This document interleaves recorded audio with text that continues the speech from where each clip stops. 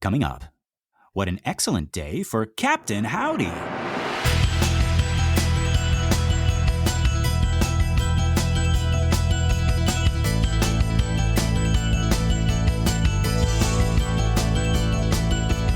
Well, howdy, folks, and welcome to Minute 23 of the Exorcist Minute, a show where we endeavor to examine, extrapolate, and excavate the Exorcist minute by terrifying minute. My name is Lester Clark. And I'm Keenan Diaz.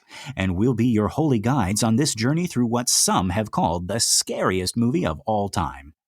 All right, so our minute begins with Reagan holding up a bird that she made for Chris. And it ends with Chris saying, Captain who? Who indeed? But before we learn about our mysterious captain, let's talk about this awesome basement that we get to see now that we're back in Washington with the McNeils. Keenan, did you ever have like a basement growing up? You know, we never did. We just sort of played in our rooms and played in the living room. I don't know. In Hawaii, I don't know if there's a lot of basements. And then, of course, in Las Vegas, you can't dig a basement. No, you can't. Because the sand, if you don't know, we don't have soil in Las Vegas. We have clay. No, we don't have weather. We don't have... Yeah. Right. But you can't really dig a basement in Las Vegas. It would be very, very expensive because it's very difficult to till this clay. Yeah. I vaguely remember there being a basement in one of our old Chicago homes when I was growing up. But I would have been like 2 or 3, so I don't remember much. Mm-hmm. I grew up pretty much entirely in the family home in Las Vegas. That's the one that you're going to be coming over for Thanksgiving dinner, just to sort of reveal when this episode is being recorded. We're still in mid-November, stockpiling episodes and hope that we can start releasing more per week once we get a good backlog.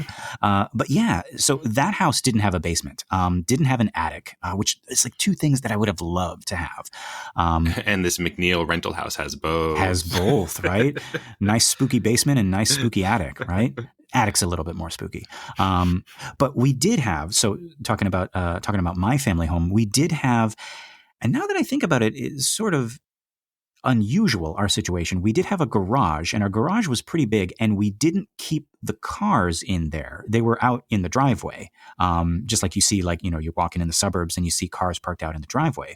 So we sort of used the garage as our like basement, and it had all the things that a basement had. We used it for storage. We had like a little cubby hole off to the side with a washer and dryer. It was like a tool shed / toy storage area. At one point I was on a mad scientist kick, and it was my secret lab. And then it became an extra bedroom, and then a weight room later on. It was a really cool little area of the house as a kid, and it did have a very like basement-y vibe. So much so that I remember it being kind of spooky at times. I have a very, very clear memory of going in there with the lights off. And Keenan, do you remember those scary stories to tell in the dark books with the creepy illustrations? Well, I remember the covers of them because I was too scared to ever read them. Oh, so I definitely remember the covers looking back at me and me going, I don't even want to see those in the library, let alone open them up. Oh my God, folks! Scary stories to tell in the dark. I'm sure our listeners know exactly what we're talking about. By Alvin Schwartz, with those terrifying illustrations by Stephen Gammell. You want to talk scary. You think The Exorcist is scary. If you were a kid in the late 80s, late 90s, or early 90s, and you somehow got your hands on these books, God help you. I don't remember the stories. I cannot speak to the writing style, the author's use of allegory, but I remember those illustrations. And listeners, I'm sure you do too. I do too, yes. Oh, yes. Yes, they are burned into our memories. And I remember the titles also, because for some reason, I got it into my head. This is psychology of Lester. I got it into my head that the best way to protect myself, I guess to like inoculate myself of all the like creepy images in the books, was to go into our garage with the lights off, door closed, lights off, total darkness, and recite the titles of the stories that scared me the most, or at least the that had the pictures that scared me the most. Because let's be real, it was the pictures that tricked us into reading. Was those damn pictures, right? Like we didn't want to read, but then we see the pictures and then we end up reading, right? But yeah, I would just stand there in the darkness and I would say to myself, The Haunted House, The Big Toe, Aaron Kelly's Bones, Me Tai Dodie Walker, which I still don't know what that means, but I remember the picture of the old man's severed head that falls into the house through the chimney. And yeah, I would just say those titles until they sort of like lost all their power and they were just words. And that was more of me just like, like I'm wearing the Dracula cape, I'm wearing the witch hat, I'm watching scary movies, I'm saying the titles of these stories out loud. And by doing that, I could sort of like drag it kicking and screaming from out of the world of imagination where it could hurt me and into the real world. Like, these are just stupid words. And that's it. Well, we didn't have a basement or an attic or any place we can go. So I suppose that might be why I have scary memories of just my own bedroom. Oh. And I didn't sleep in my own. I was talking to my parents about this the other day. I didn't sleep in my bedroom for, like 7 years, some large amount of time. My parents, came up to the mainland from Hawaii. They'd saved up all this money and left their family behind to give us a house where we each had our own room. Mm-hmm, and for like 7 years, I slept in the living room, and I never told them why, because I had a nightmare about a ghost coming out of my bookshelf, out of the encyclopedia. And I just never told them why. And I was talking to them recently. I was like, do you remember how I used to sleep in the living room forever? And my dad did not remember. And my mom was like, yeah. And I said, that was really nice of you to let me do that. I think I would have been too frustrated as a parent and would have been like, what the hell are you doing out here? We made all these sacrifices for you. Get the hell back in there. But I was too scared to sleep in my own room. Yeah. Keenan, oh my God. Me too. Oh no. It's like, oh my God, is this like, does everybody do this? Is this a thing? Oh, but as soon as you started telling the story, Keenan, yeah, like we, like all the Clark boys, like we would like take our mattresses, or we would have like camping out mattresses, and we would drag them into the living room, like specifically in, like on the weekends, like it was like a treat for us, like we get to sleep downstairs, right? And we have the TV on, and like eating snacks and stuff like that. But that was a thing, and it was like, because the living room was just like more comfortable. It was like, it was safer. It was like, because you played downstairs, right? You played the Nintendo, you watched TV, you ate dinner, in the downstairs. In the upstairs area was like who the hell knows what goes on in the upstairs area, right? Oh my God, that's so wild that you and me both had that experience. Wow. I remember my parents specifically trying to bribe me, because it was a big problem. It's like, you need to sleep in your own room. And they like, to the point where it's like, you're not watching Beetlejuice again, are you? Like, that you're not going to be able to sleep in your own room if you watch Beetlejuice again. I was like, no, it's fine. I want to watch Beetlejuice. And then sure enough, right? Like clockwork, I'd be like, oh, Mom, Barbara and Adam, they're dead. They're like, it's like, yes. Yeah. That's the premise of the movie, Lester. But no. And so I remember my parents bribing me specifically with, and how weird is this? Ghostbusters toys, but not the Ghostbusters themselves, the ghosts. Oh, like I had a Universal, like there was a period of time when like the action figures came out, and you'd have like this rogues gallery of things that the Ghostbusters would fight. Right. And I specifically remember Mom buying Dracula and the Wolfman, and being like, you will get these if you can sleep in your room tonight. And spoiler alert, Keenan, I could not sleep in my room that night, but I still got the toys. Oh, that's very nice. Mm-hmm. Well, anyways, we never had a spot like Reagan McNeil gets in her rental house to play that down there, just converted into a whole playroom for her. Yeah, right? Like this is such an awesome little basement, right? And we start out in a little corner of the basement. This is like very specifically, this is like Reagan's personal artistic corner. The rest of the basement is sort of like normal, but this part seems to be like her little workshop where she makes things. Yeah, I like that. The first glimpse we get of this is this very gray background, and then she has brought these very poppy colors, right? This bright orange and this bright green clay paint, and then she holds up this weird bird, and it's incredibly bright. And yeah, it feels like a space where a child has turned it into, turned a grown-up space into a child's space, which is, I think, the fun of the basement or the attic place. Yes, right? Because, I mean, like when you're older, right? Like a basement or an attic, right? It holds no more mystery. It's not, right? I mean, I'm sure, like, I go into my garage now, right, in the family home, and I'm like, oh, I remember this place used to be like spooky and cool. Yeah. But yeah, so, and okay, getting back to Reagan's space here, we see some stuff on the wall behind her. Lots of pictures of birds and other animals and some other drawings as well. And what I really like is that if you look closely, you can sort of make out some of these animals have a sinister look to them. My absolute favorite, and this is one that must have stuck out to me when I was younger, and I was trying to find like meaning in everything. Like when we saw the witch in the Halloween witch earlier. And actually, there is a witch back here in this little corner as well, sort of hanging over behind Reagan as she sits and she works at the table, right? It's this iconic scene from Hansel and Gretel when the kids first meet the witch. But my absolute favorite is also right behind her on the other wall, very prominent, is Little Red Riding Hood and the wolf. And the wolf is already dressed in grandmother's clothes. And I remember thinking even back then, it's like, oh, she's Little Red Riding Hood and the demon is already here and it's hiding in plain sight, right? Like much like the wolf is in disguise, the presence of the demon is hiding in these like seemingly innocent pictures, right? And I was trying to think, like oftentimes students raise their hand in my class when we're analyzing a movie and they kind of apologize for doing analysis.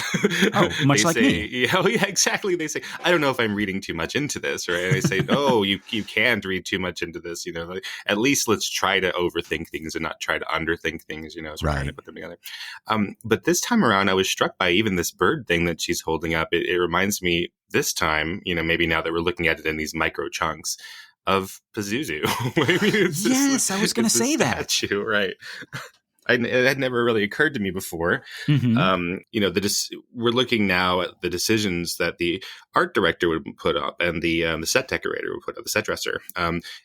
These are decisions people make. They are choices that people make. And so they could have had anything. It could have just been a baby doll, or it could have looked like, I don't know, it could have looked like Snow White, but instead they have this bird statue. And so Reagan is sitting here and she's working on this bird, which it actually features a little bit more in the book. Reagan is working on it like secretly to surprise Chris. And these seemingly innocent fairy tales, Little Red Riding Hood, Hansel and Gretel, are watching her from up on the wall. And also, what I like about this minute is that before Chris finds the board, the Ouija board, we have mom and daughter sort of laughing together and having a good time. And then Chris picks up the board and she's like, oh, where did this come from? And if you watch Linda Blair, it almost seems like Reagan's mood changes a little. She's a little bit more subdued. She's sort of like, found it in this, I don't know, like disengaged way. She's no longer looking at Chris. She's bouncing that ping pong ball. And I don't know how to read it. Maybe just like disinterest or maybe guilt. Yeah, this is the first scene. I mean, no, we haven't seen a whole lot of Reagan. So but in the previous scenes with Reagan, they're not really dramatic conflict scenes, right? We have Reagan steals the cookie, as we talked about, and it's like a fun game they're having, right? She's engineering that sort of rebellion in order to play with her mother. And this is the first scene we have where there's actually like cross objectives or cross motivations that the characters have with each other, where they're at odds with each other. Yeah. And it's weird because like just a minute ago, not a minute ago, it was the same minute. Just a second ago, she was showing off that bird she made and she was so happy and so proud. And now it's like, oh yeah, the Ouija board. And she's totally like disengaged or she's like trying to maybe hide something. Right. Now were you going to say something? Well, just that so now they are again in conflict with each other, and unlike previous scenes where they're in each other's spaces in a positive way, where Chris is going in to fix Reagan's covers, or they end up having a tickle fight, things like that. Here we're setting them up in conflict. So we have we're going to have a dialogue scene across the Ouija board, right? And it's just exactly like a chessboard. One side is one team on one side, the other team on the other side, and then similarly with this ping pong table that we are having across, right? Like it's setting up this adversarial relationship where before they had been on the same side. Ooh, I like that. A chessboard. Max von Sydow knows about chessboards. But now in the book, we find out that this is actually Chris's Ouija board. It says, and I'm going to quote this really quick, almost as curious about herself as she was about others, she'd originally bought it as a possible means of exposing clues to her subconscious. It hadn't worked. She'd used it a time or two with Sharon, and once with Dennings, who had skillfully steered the plastic planchette, "Are you the one who's moving it, Ducky?" so that all the messages were obscene, and then afterward blamed it on the fucking spirits. But yeah, this speaks a little bit more to like Chris's curiosity about, maybe not about like the world beyond, but maybe the world like internally. Like she had already been playing around with it, like with the knowledge of like, oh, this can like help me like figure out about my subconscious or something like that. As you read in her dream sequence, to Chris, there is only inside. There is nothing outside, right? Right. That's what she fears, is that she's right. She fears that she's correct, that there is nothing outside, nothing after. Yeah. So very interesting stuff. Keenan, do you have any experiences with like Ouija boards? Have you ever had one? Have you ever like used one? Yeah, this is the minute that I've been looking forward to the most. Oh my goodness! Because I've never played with the Ouija board before, except at a bar, where a Ouija board was built into the bar at a place called Oddfellows here in Las Vegas, and so it was. I'm sure it was nice at some point, but this time it was all broken, after years of drunks using it. So I actually went and got a Ouija board for this episode specifically, and I asked my friends to play with it with me because I'd never, ever had one. And so I would tell some of my friends, hey, I have this, I'm doing these Exorcist podcasts and I got this Ouija board. And Keenan, yeah. Our listeners are screaming right now Why? and crossing themselves. And okay, but just go on. Go. Well, I told my friend, hey, I have this Ouija board, and my friend Nicole, who's an actor, she said, no, Ouija board, no. And she told me her story about how when her mother was a kid, they had thrown the Ouija board away, and then when they moved to a new house, the Ouija board was there waiting for them. And so her mother was terrified of Ouija boards. She had raised Nicole up with the same thought of like, do not mess with these Ouija boards. Oh my God. So then I had it in my house for a while. I was waiting to get my friends together to play it. My father comes over one day and says, are you playing with that game? I said, yeah, we're just researching for The Exorcist. And I think I've said this before. This might have been in the bonus episode where we did it for Halloween, that my father does not like ghost movies. He really, really hates them. So we weren't allowed to watch Beetlejuice. It was a real chore for him to take me to The Sixth Sense. Right. He does not like movies about ghosts. So he's terrified of this Ouija board. So I finally convinced my friends, the LaBeouf brothers, who were director friends of mine, and my group over there, to play with the Ouija board. And they are very skeptical people. They are, I don't want to say how they identify. They're not religious people. Right. I don't know how they would say it. So I go over there, and my friend Emily, who's this very cool Irish lady, like one of the coolest people I know on the planet, we say, hey, we're going to play with the Ouija board. And she said, well, I'm not going to be here. And she's like, no, seriously, I will not be here with that terrible thing. We're like, oh, Emily, what? And she had to leave and go away while we played with the Ouija board. Wow. And so, unfortunately, I have heard about how the Ouija board makes you feel, like it convinces you that it's moving. So I did know that, but I didn't tell my friends. That my friends were like, I know it's bullshit, but I didn't tell them. And when you play with it, it really does convince you that it's moving on its own. Yes, it is incredibly effective there. So you have, like a lot of these types of bullshit, like a lot of this type of bullshit, there's very specific rules about how you need to use the Ouija board when you buy it.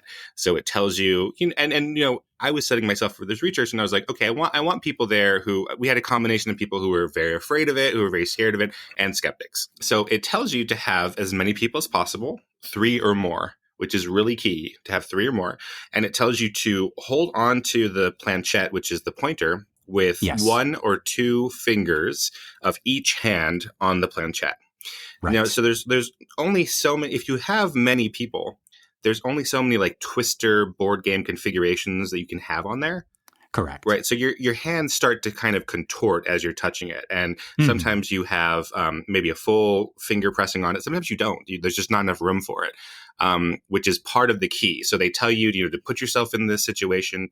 They give you a sort of a starting ritual to sort of get you in that mindset. But then the key, so it's two things, the emotional mindset you're putting yourself into and this physical contortion you're doing in order to control the planchette. Yes. So Keenan, actually, one person put it like this. They say that using the Ouija board actually accesses this thing called the ideomotor effect. And it also accesses this part of our brains that, I don't know, like sort of keeps us from biting off our own fingers, even though we can, right? Like when you think about it, like we are capable of doing these things. I guess so. But we maybe don't. I didn't want to think about that. No. or maybe, this is a good place to talk about. Have you ever heard of the high place effect? No. Okay, so I think it's a YouTube channel called Vsauce, but I might be wrong. But like I learned about the high place effect when this YouTube video was talking about things that are scary versus things that are creepy, things that give you the creeps. And it's something that like your brain recognizes as a threat, but doesn't know how to like deal with it. Mm-hmm. And so it does this weird, like kind of like bending over backwards in order to keep you safe, even though there's no actual threat. So imagine you are like standing, at the top of a cliff and you're looking down and suddenly you like get this urge to jump. And like, I remember like having this feeling and feeling really, really bad about it and feeling like, oh, there's something wrong with me. Mm-hmm. But then I come to find like this is a completely normal thing. This is like because my brain is doing this weird thing where like you're at the top of a very, very high building or you're at the top of a very like high cliff.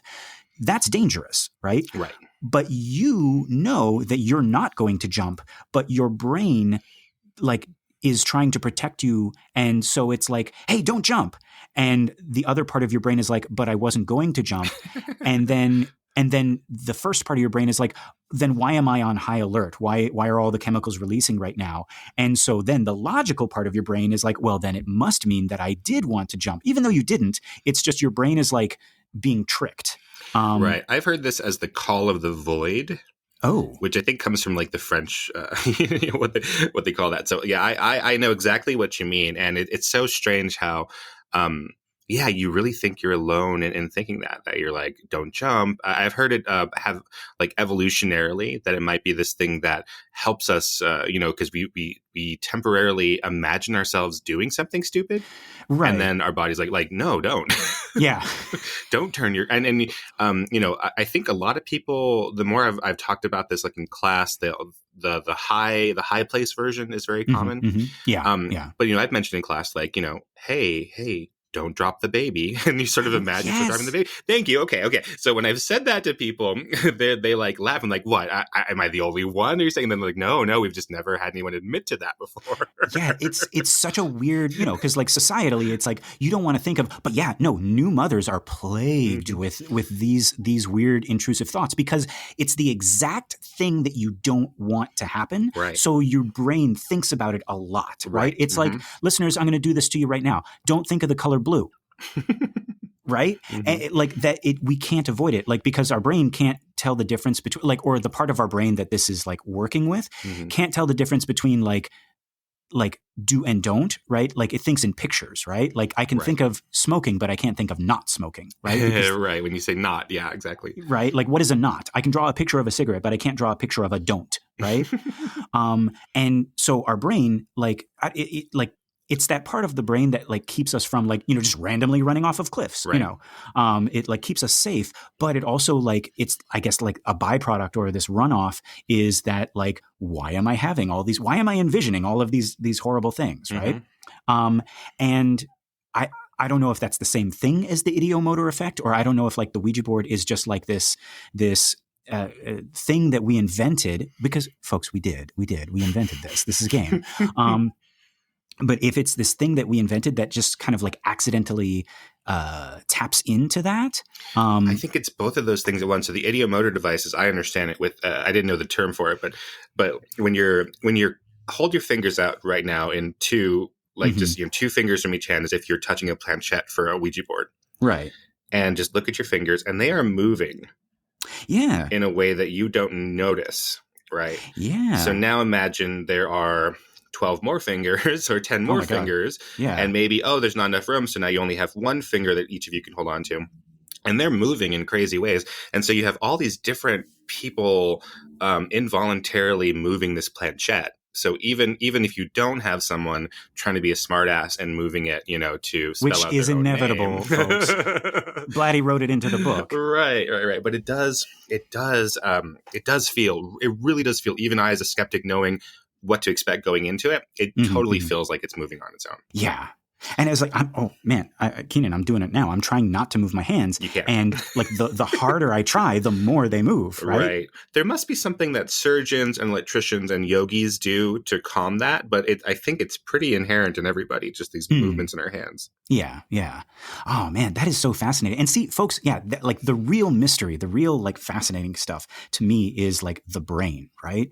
I was talking to somebody at school because they were asking me about the show. They were asking me, it's like, have you ever like what do you believe in exorcisms? Do you believe, and I kind of like laid out my whole belief system is like, I really honestly think the power of the brain and the depth and the kind of like the darkness and the mystery of just like what's between our own ears is way more like that's the final frontier, right? You don't have to look out, just look like the stuff that's, like behind our eyes is scary. We barely understand why we sleep, let alone why we dream. Yeah. And then let alone why our dreams are so disturbing to us when they're our own minds. There's so much. There's so much stuff that we still haven't figured out about the brain that like I'm always going to go there before I go to like supernatural stuff. Right. I'm going to be like, this happened because, of something, even ghosts. Like, I think we talked about it on the Halloween episode. Like, I can believe that people saw something, but I would be more inclined to say that it's like because of like some unknown gizmo in our heads that's projecting something or something like that, right? Like some kind of communication heretofore, undiscovered that we're able to like, and we're going to see it later, folks. We're going to see that Karras is so skeptical of this demon that he's ready to talk about telekinesis. He's ready to talk about telepathy. He's ready to talk about, it's like, oh, well, Reagan knew about my mother because she read my mind. It's like, you're talking like, it's like, I'm a man of science and this demon isn't real, but telekinesis there, it's like, and it sounds ridiculous, but like, think about it from, the standpoint of like, the brain is just so mysterious even now. Right. And I think that is where all the mystery lies in the Ouija board. Unfortunately, like we don't, or maybe fortunately, I guess. But just to kind of like, assuage any fears that you might have about this. Yeah. So we were putting our Ouija board together in my friend, the LaBeouf brothers' house, and our buddy Hannah she said she wasn't a believer, but she was like, let's just be careful.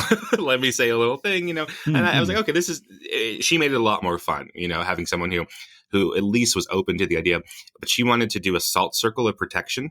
Oh, okay. He's like, can I pour a circle of salt? And like, you want to pour a circle of salt into our carpet in the living room? No, you are not allowed to do that. I love that. Oh, but yeah, I mean, like, hey, you know what? So, oh God, there's so much that you talked about earlier. I still want to get back to. Okay, so Keenan, you're talking about like you moved, or no, you said your friend moved. Her mother. See, these are just legends. Her mother had moved, and the Ouija board like seemed to follow her. Right. That actually reminds me. This is an anecdotal story, but I remember hearing that. What was it? I think this guy's girlfriend was reading The Exorcist and she got so scared of it that she threw it in the river. And so what he did was he went out and he bought another copy and he ran it under the sink. And then he put it back in her room.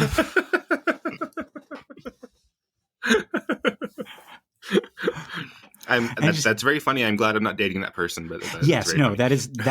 that is something a William Friedkin would definitely do. That is, it's a funny little anecdote, but I would never like. I think my brain would break if that ever happened to me. But so speaking to that, Keenan, I actually have a Ouija board, and it's very. I can't tell you where it came from. We actually found it in that garage that I was talking about earlier, minus the planchette. I think this belonged to my mom. at one point, but I think I remember asking her and she doesn't remember either. But it is now in my office at school. Oh, cool. Minus the planchette. And my reasoning for that was, and again, you were talking about like circle of salt and a prayer and, just to be safe, just hedging our bets and everything like that. It's like, I kind of thought, I was like, well, I don't want it in the house. I don't want it in the family house. I don't want it in my house, but I also don't want to throw it away. I want to know where it is. So in case it comes back. Yeah. So like, it's like, what do they say? The devil, right? So I know where it is at all times. It's, it's on my bookshelf in this kind of like decorative display. I have like all my horror books. I have Dracula, and right next to Dracula, I do this, like my kids like really like my room. They say I have the coolest room in the school, right? Because I don't just have a bookshelf. I have like, so Dracula is in, prominent place, and like right next to Dracula is like a little bottle of holy water and some garlic, and then next to like A Christmas Carol, there's a little top hat, and I have like a bunch of like Stephen King books, and then I have like my first edition of The Exorcist, and like behind that, sort of like standing up at the back of the shelf, is this Ouija board, right? And that's like my little like horror section. And my students will come and they'll be like, it's like, oh, is that a real Ouija board? And depending on my mood, I'll be like, yes, that's it's a real Parker Brothers Ouija board. It has no significant power to it or anything like that. It's just a board. Or I'll be like, I don't know, something like that. And there's no way to ask the Ouija board because you've lost the planchette. Because I've lost the plan, and that just makes this story so much more like romantic, like not romantic in that way, but like, ooh, where did the planchette go? But yeah, I don't know. But yeah, I have that board, and it's just sitting there in my office. I will say, maybe like a couple months ago, our school was undergoing, it was being renovated. So we're getting like remodeling, we're getting like new walls, and we're painting and recarpeting and everything like that. So we had to take all of our stuff out, right? And we had to pack it in boxes, and I had to bring like all my stuff home so that, the workers could work, right? And so I have like all of this stuff like in the living room. Now, at this time, I had a roommate. She is not our roommate anymore. And she and I didn't really get along. But come to find out, she was very religious. So I'm not thinking of this. I just bring home like my boxes of stuff, all my Stephen King books and my, like my little figurines and Lord of the Rings, maps and whatnot. And just like on the top of the box, like just kind of sticking out, is a Ouija board. And then I get a call from our landlord, and apparently this roommate had called our landlord saying that I was a witch, and I was trying to curse her in an effort to get her to move out. And then, Keenan, she moved out. So I pose the question to you. It was a real Ouija board. Maybe it was, right? A real Parker Brothers Ouija board. Actually, I don't remember if it's Parker Brothers or Hasbro. Hasbro. Yeah. Well, it's Hasbro now. Yeah. Oh, right. Yeah.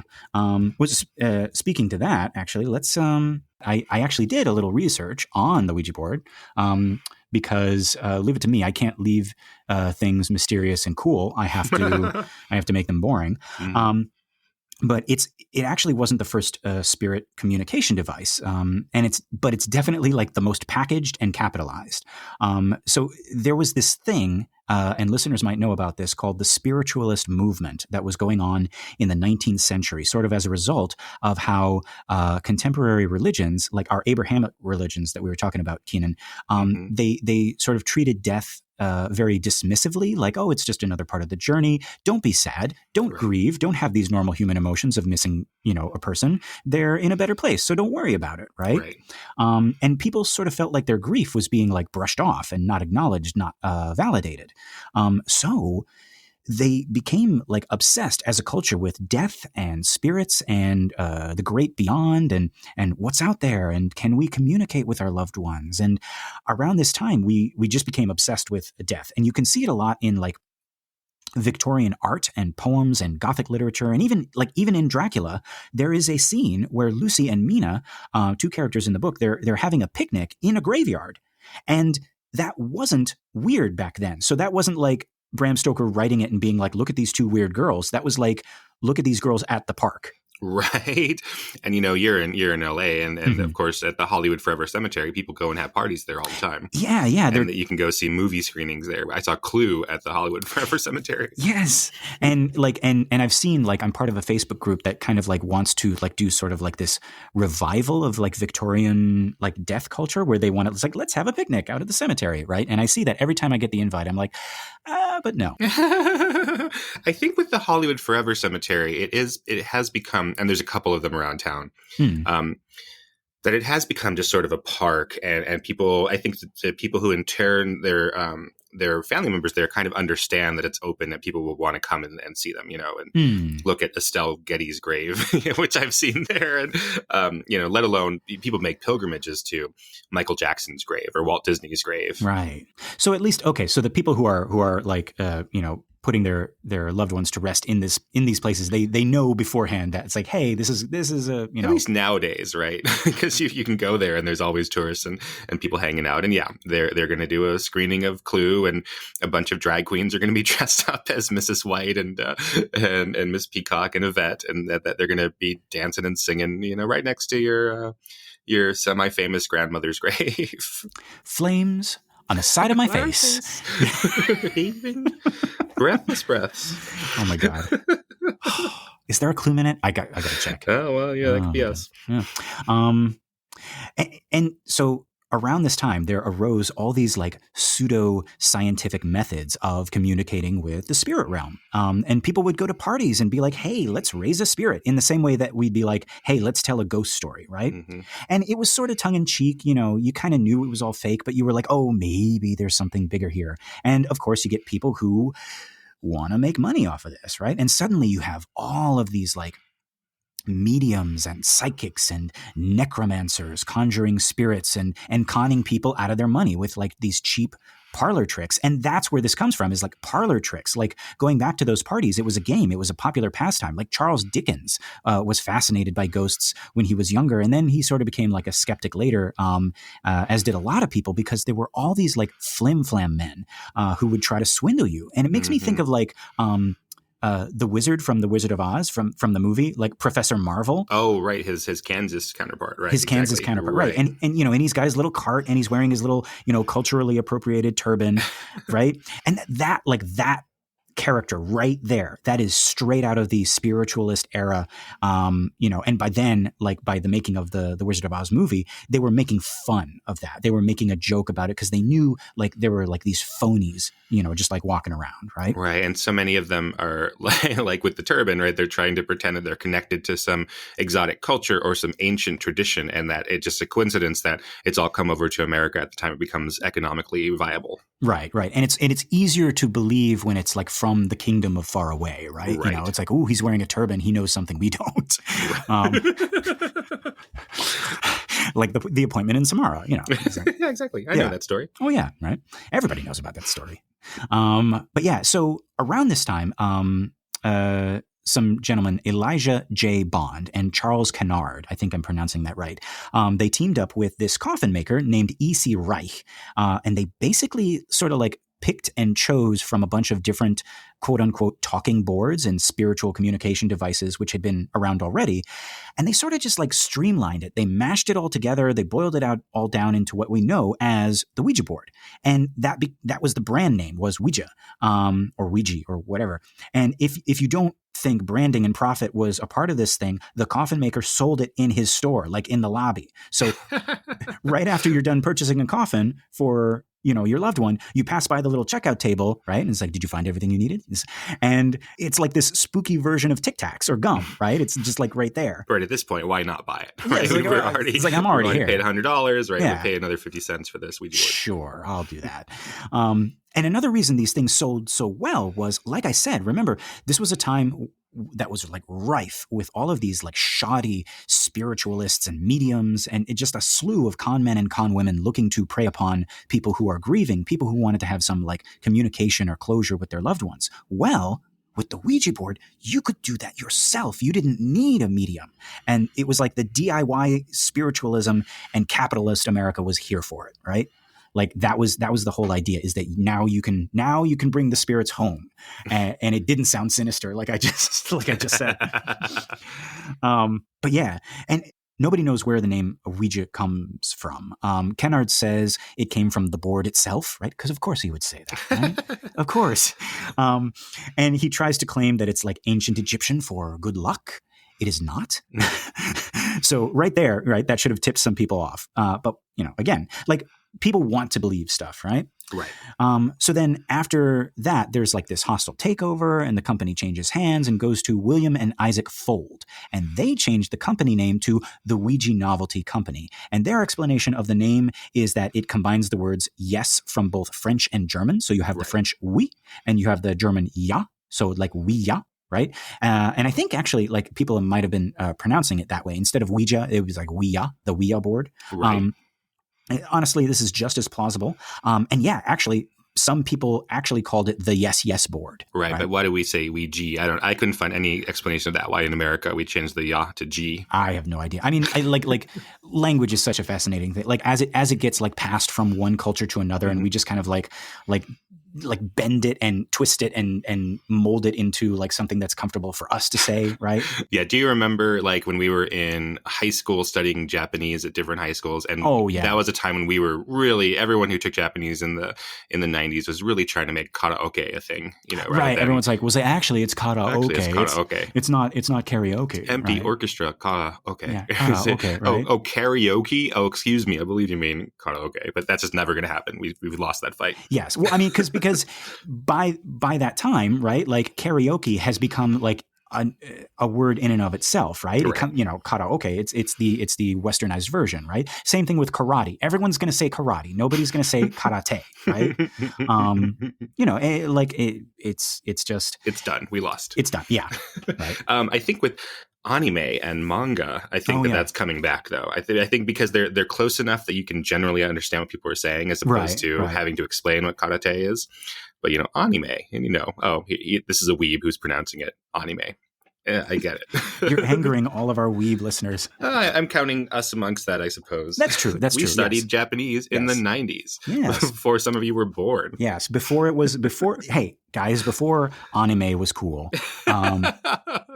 We were doing it and we were getting bullied. Yes. But no, I teach Japanese now. And this is legit like a thing I have to talk to my students about. It's like, yes, we say these words, we say like karate and karaoke and things like that. And like on the other side of the pond, they say Western words in a completely different way, and that's just how they say them. And when you have a language and you interact with other languages, some of those words are going to change hands, just much like the Ouija board changed hands, and they're going to become their own thing. Wow, that sounded like such a downer to end on. Anyway. No, I know exactly what you mean. Anyways, Ouija is what we say. If we went around calling it a Ouija board, no one would know what we were talking about. Yeah, nobody. They would think that we were being completely incorrect. Yeah, right. Or pretentious at the very least. Yeah. But yeah, so it was like the yes board, right? What if we just did that? We just called it yes board, right? Or the yes and board, since we're theater nerds, right? It's like, ooh. But yeah, so there's a little bit more internal strife in this company about just who owns the company itself, resulting in a hilarious court case in which some smart alecky journalists, they pipe up and they say, well, why don't you just ask the board who owns the company? To which Mr. Fold, he famously responds, I'm not a spiritualist, I'm a Presbyterian. He later allowed that perhaps, yes, he did use the Ouija board once, and that was to ask it a question. The question was whether or not they should build a bigger Ouija board factory. And Keenan, guess what the yes board said? Oh, yeah, probably. Yeah, yes, you should. Now, along with the company, the brand expanded to additional merchandise. You could get Ouija jewelry and even some Ouija oil for your rheumatism. Right? I don't think we have that around now anymore. I mean, I can see like Ouija t-shirts at Hot Topic. Right. Yeah. But yeah, so, and then another thing about this board, like Ouija board sales, like they spiked during World War I when relatives were trying to get in touch with with their loved ones, like, fallen soldiers and things like that. And this is a trend that we see. It's basically an industrialized, capitalized version of those con men and con women, those mediums from the days before. Only now it's very like, to the tune of like buy and sell and stuff like that. But yeah, no, it was like that same thing. Is like tragic events would kind of like spike the sales of these things because people want to, have that closure, have that, those last moments, those conversations with loved ones. Right. But yeah, so the Ouija board has changed hands from, Mr. Fold to Parker Brothers to General Mills to Tonka to finally Hasbro, which is, where you can get it today.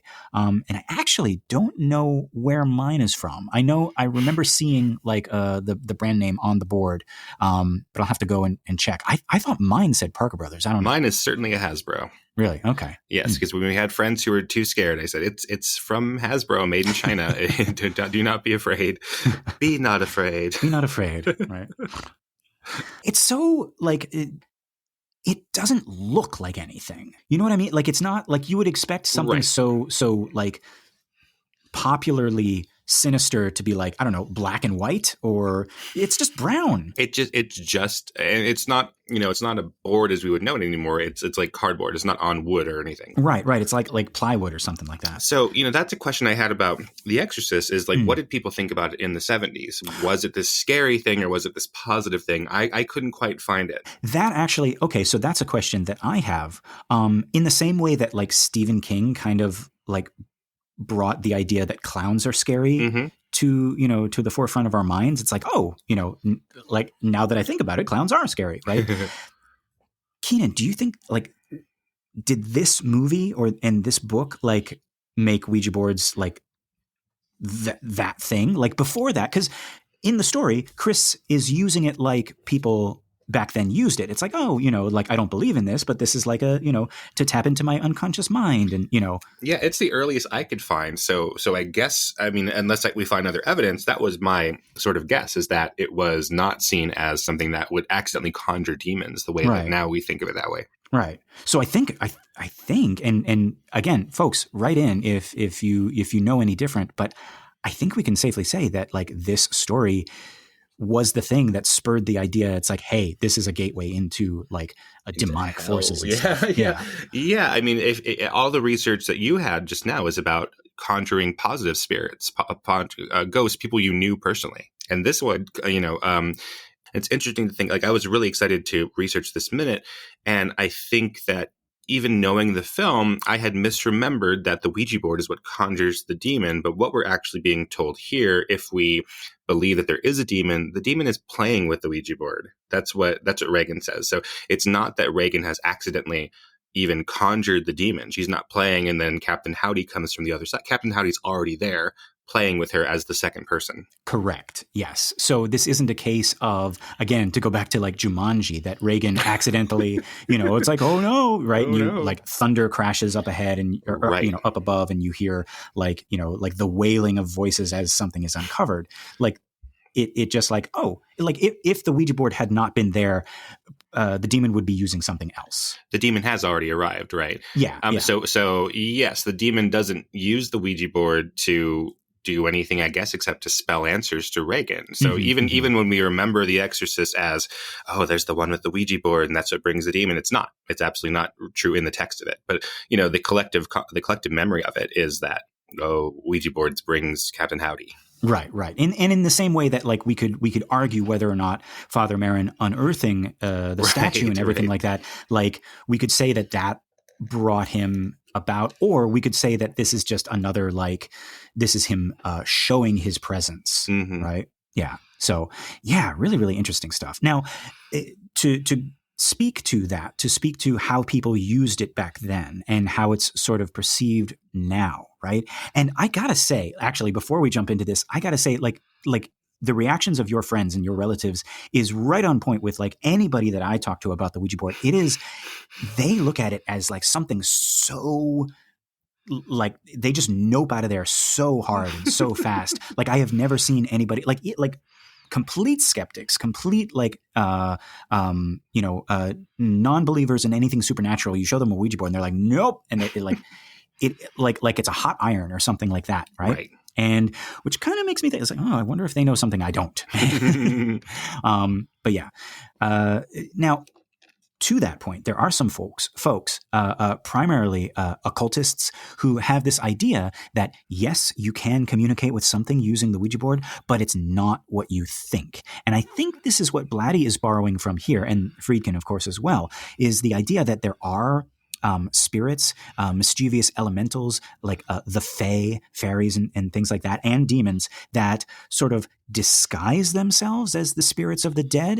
They might pose as your great aunt Harriet, for example, in order to get to you, much like a wolf would disguise itself as your grandmother, right? And I think that is the idea that Blatty is glomming onto here, but he might be, this story might be like the first thing that kind of like brings the Ouija board to the forefront as this dangerous thing. Now, it is in the story of the real life event. Roland Doe or Robbie Doe was specifically using the Ouija board that he got from his great aunt, or his aunt Harriet, who later died, and he's trying to communicate with her, and that's how the demon comes into his story is through the Ouija board. So Blatty got it from that, but I think just like this event, right? Whether we look at the story of a Robbie Doe or we look at the book Exorcist or the movie Exorcist, I think this is the thing that says, hey, Ouija boards are not to be messed around with. That's what I've seen too. Yes. Yeah. And so we come to find that Reagan has already been playing with this thing, and she's been playing with it alone, which is not traditionally how you're supposed to do it, but not exactly alone. She's been playing with Captain Howdy. And by the way, what do we make of this name? This is the first time we hear it. This is in this movie. This is the first time we hear Captain Howdy, and it's so synonymous with The Exorcist. Like, I'm trying to get a sense of it before The Exorcist. Captain Howdy. Captain Howdy is my favorite character. I know you said that Damien is your favorite character. I do say howdy in my personal life to the point where people will make a point to say howdy back to me. I sort of trained myself when I was a kid. I was like, I went to Beatty Elementary School in Las Vegas, and we were the Buckaroos, and I was from Hawaii, and I was trying to think, I was like, well, now I live in the Old West, and I'm going to say howdy. And I sort of developed a little bit of a drawl, a little bit. So I like howdy. It just sounds like such a friendly name. And I don't know, I suppose like you're saying with Pennywise, the dancing clown, right? Right. Does that sound... What is it? It's so hard to uncouple from our perceptions of that now, knowing what that is. Right. That's the trouble. It's like you hear Pennywise, you hear Dracula, you hear Captain Howdy, and immediately it's kind of like already spoiled for us. It's like, oh, that's a scary thing. That's a bad thing. But I think something about just the phonetics of the phrase Captain Howdy will still stay happy in a way that Pennywise the dancing clown might not. Yeah. Just say Captain Howdy. Because like howdy is a greeting. It's like, hey, hello, right? And it's a friendly. It's like a really friendly greeting, right? Really friendly, informal, very American. And then we have Captain, right? Like you think of like all the superheroes, from your child is like Captain this, Captain that, right? Captain Crunch, right? Right. It's Captain Crunch isn't going to eat your face and murder your mother. No. And so we get this like it's. I'm realizing it now. We got like a child's like two favorite things. We have a pirate and a cowboy. Right. He just sounds so friendly. And then I associate Captain Howdy with the faces that we're going to see coming up that we've alluded to, and I think people who know The Exorcist know those. You already know what we're talking about. Yeah, those faces that pop up. That's Captain Howdy to me, which is different from when I see Pazuzu. And what do you think? Yes. Oh my gosh. I'm so okay. We're getting into this now. I thought we were going to do this. Maybe we should save it then. But. Oh no, but like no. Yes, I do have a lot to say about like Keenan. There's a lot of faces, a lot of guises that our demon uses. And if we're to assume that it's all the same demon, which I think like whether we call him Pazuzu or not, this is like the Captain Howdy face. And like we both know what we're talking about when we talk about that. The Eileen Dietz's, the white makeup face, and then Pazuzu's statue face, and then Reagan's face. Like this demon, this one demon has a lot of faces. And I remember thinking it's like, okay, the white one, the Eileen Dietz one, That's actually Captain Howdy. That's actually right. the That's demon, not Pazuzu. Right? That's yeah. something else, right? Well, no. I think it is. You think it is Pazuzu? No. Okay. Oh man, what's in a name? But no, I think there's one demon, Mm-hmm. and I think that face is the demon without all of the disguise. Yes. Okay. So like Reagan, he's in Reagan. He's behind the face of Reagan. Mm-hmm. The Pazuzu statue, he's like that's a representation of him. But like that face that we see, that's like if you drag him out into the light, that's what he looks like. But yeah, anyways, Captain Howdy, as he has introduced himself to Reagan, has given himself this name that is just so pleasant, so nice. I really like it. And yeah, I mean, I guess I know that it's supposed to. It's like a character from a children's book or a TV show, like Mr. Rogers would have a Captain Howdy hand puppet, right? Like in his little world of like all the characters, the land of make believe, yeah, the land of make believe, right? Captain Howdy would totally fit in there, right? Actually, oh my God, Keenan, I would love a Captain Howdy hand puppet, like with that face, Keenan, and that a little pirate hat like on top of it. Why, what's the matter there, Captain Howdy? Is there anything you want to talk about? Sometimes we all get sad out in the high seas. Mr. Rogers, it's just been really rough. I've got an upset stomach. It's normal every once in a while for any of us to have an upset stomach, Captain Howdy. Right, but the way that Mr. Rogers would work, right? He was talking about children's fears, through these imaginary beings, right? So yes. So when he goes in the land of make believe, he's actually not Mr. Rogers there. He's Daniel the Striped Tiger, Right. Okay. So that's him. That's him. Oh yeah, he's all the puppets. Oh no. I know he's all the puppets, but like, are we supposed to understand that Daniel specifically is like the personification of him in the land of make believe? Well, not necessarily, because he's sad a lot, but yeah. But Mr. Rogers does not go into the land of make believe. Right. But it is. But I think the reason that Chris can be like, oh, okay, you have a Captain Howdy friend, that's fine, because that is something that kids do. They personify their worries and some other character. This is fine. Wait, oh my God. We can't pass this up. You're talking about scary faces, people. Talking about terrifying, childhood scarring images, right? And let us not pass up Mr. Rogers, because there is a hand puppet in there that scared the crap out of me when I was little. Keenan, do you have access to Google right now? Sure. Google Elaine Fairchild. Uh-oh. Do I want to see this? I've done this before and had people look up Captain Howdy. Yeah. And this is worse than Captain Howdy. Oh, yes. You see what I'm saying? Like, yes. Yeah. That was, oh my God. And also voiced by Mr. Rogers, but Jesus. And I think she's like a magical lady. Like, I think she does like magic. Yeah. I think there's like a reason I've forgotten her. Yeah. Oh God. I remember going back to my old, home that I was growing up in. I specifically remember having a dream about her. Jesus. Okay. Anyway, let's go back to something less scary, like like The Exorcist. Yeah.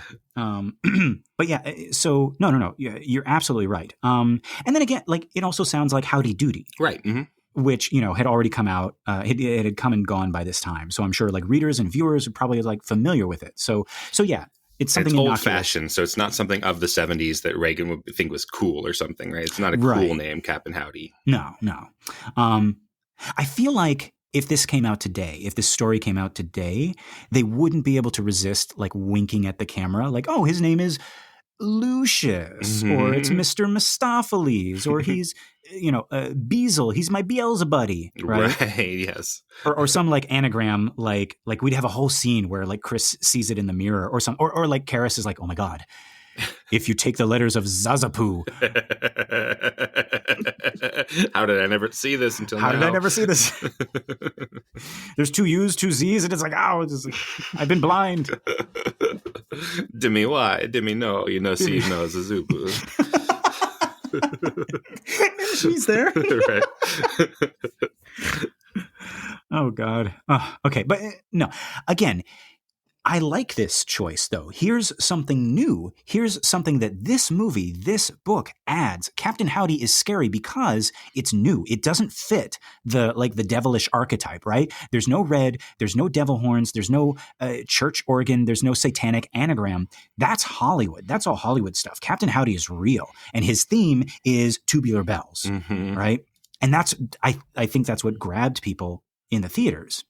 So Chris reaches out to the planchette, and it moves all by itself to point to no on the board in what might be our very first really supernatural occurrence. We had some noises. We had an open window before. We had some pareidolia and some polymorphia. But am I wrong in thinking this is the first real spooky happening? This is the one that we can't ignore because we see it with our own eyes. Right. Right. Yeah. So it's not something that we can later go, oh, maybe I'm wrong, and maybe that you could disprove, right? There's no way to explain this. It's not going to be that Carl is under there with a magnet or something like that. It's right before our eyes, and we get this insert shot of the board, and in the cut, it's very quick and it's very jarring. Not just because what's happening, but it's also what we call a line cross in movies. So in the previous shot, Chris is on the left and Reagan is on the right. Right. So essentially, we're over Chris's right shoulder and Reagan's left shoulder. For the insert, we switch their positions. The camera has jumped the line, it's called, where we're on the opposite end. So Reagan is on the left and Chris is on the right. Oh, so that's something that helps contribute to this jarring of us going, whoa, whoa, whoa, whoa. Not just the action, but also that where our eyes are naturally going between left and right, between Chris and Reagan, it's now switched. And then just as fast we get out of that shot and we're back to the previous setting where Chris is on the left and Reagan's on the right. Oh, wow. I didn't even like that. If that's one of those things that affected me and I didn't even notice that. Yeah, it's a real jar. It's jarring. It's discontinuous as opposed to what they try to do normally in narrative cinema is for things to be continuous, of invisible filmmaking. This is a very jarring, visible filmmaking choice. Interesting. So Keenan, I was all ready to make a joke about how Chris completely ignores this obviously supernatural occurrence. You can clearly see neither of them is touching the planchette. It moves on its own. But then I thought back on, the scenes with Father Marin and how we talked about what we're seeing is maybe different from what the characters are seeing. That really is the only explanation that I can think of for this part, that Chris is not, because she didn't, the thing moves and she's not oh my God, she's oh, you really don't want me to play, huh? Yeah, I think that she's so in this world where she's concerned about whether her daughter is friends with her, right? It's been this conflicting scene, the scene of conflict for the first time of we're not on the same page. You want to do something differently right now than I want to do. You don't want to hang out with me. And so she's just looking at her daughter and not really paying attention to to the demon. Interesting. Huh. Well, guys, I think that's our minute. Keenan, do we have anything else that we want to add to this spooky minute? The real turning point. No, I think we got it. All right. So, Keenan, are you thinking what I'm thinking? I think I am, Lester. All right. Until next time, folks. The power of Captain Crunch compels you. I mean, Captain Crunch. Captain Crunch.